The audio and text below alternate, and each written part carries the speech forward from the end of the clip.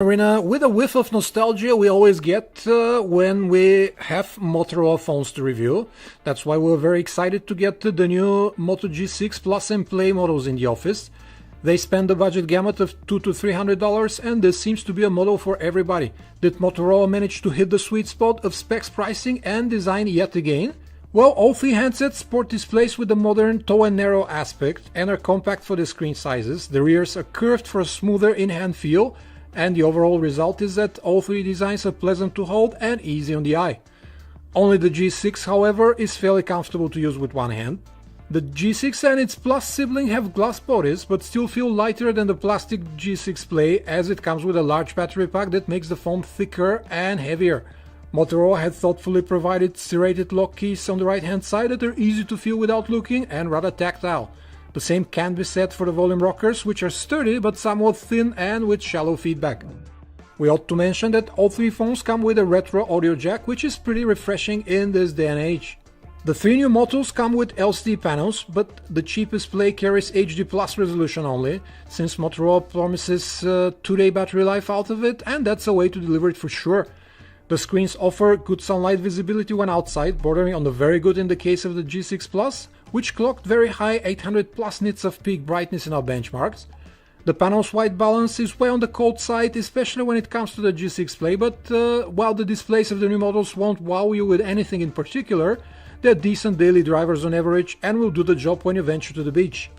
All three phones run on Android Oreo with no coat of Motorola paint on top, but useful navigation gestures and handy lock screen widget instead. Swipe up for an app drawer, swipe down to bring over the notification shade, simple does it.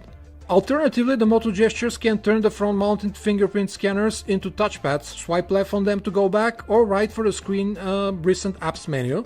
When it comes to other extra functionality or settings, the interface is pretty bare bones, but then again, this is what stock Android does to phones, trading complexity for faster updates. We'd like to see tap to wake or flashier graphics, but on the other hand, the Moto UI moves without stuttering or hiccups to speak of, always an advantage. The cameras aren't speed kings on neither of the phones, and it takes them nearly twice longer to snap a photo than the best mobile cameras out there.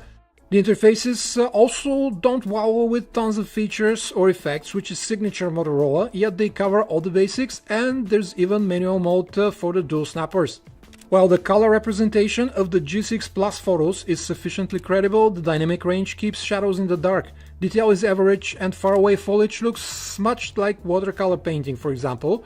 Video recording, however, both in 4K and 1080p is quite good. Photos from the dual camera on the Moto G6 are pleasant to look at, with slightly more vibrant colors from the G6 Plus. White balance is a bit too warm for a liking, but that's a common thread among phones these days. The 1080p video recording results in well-exposed footage with jolly colors and sufficient software stabilization. The lowly single-camera G6 Play produces subdued colors that could use a bit more punch and tends to underexpose the shots as well. Detail is below average, but in good lighting the shots are passable. Video recording is at 1080p and the phone does well with colors, details and exposure. To wit, the 6th generation of Motorola's G series left a positive impression with us. Thoughtful design choices coalesce with stock Android and long battery life for the ultimate in daily usage and software update convenience.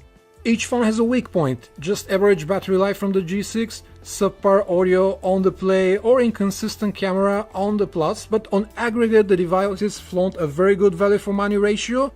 At these price tags you can actually only find a few Chinese company models in the US, but Moto hasn't gotten in hot water with intelligence agencies just yet, plus its handsets are compatible with all US carriers from the get-go.